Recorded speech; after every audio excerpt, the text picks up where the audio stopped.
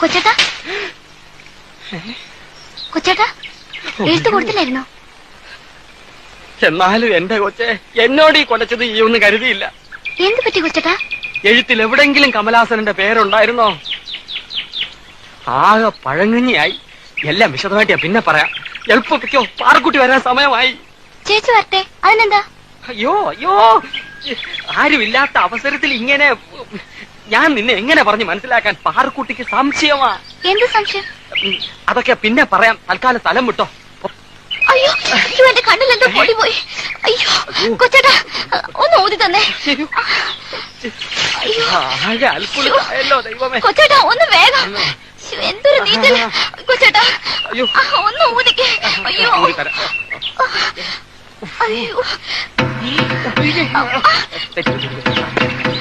കാലമാടാ. അയ്യോ നീ പൊക്കോ, ഞാൻ പോക്കാ. ഞാനില്ലാത്ത സമയത്ത് തനിക്ക് ഇതാ പണിയല്ലേ? തന്നെ ഞാൻ ശരിയാക്കും. നോക്കിക്കേ, ചന്ദ്രമതിയുടെ കണ്ണില് പൊടി. താൻ എന്റെ കണ്ണില് പൊടിയിടാൻ നോക്കിയല്ലേ? അല്ലല്ല, ശരിയാക്കി തരാന്ന് പാലുമുരി.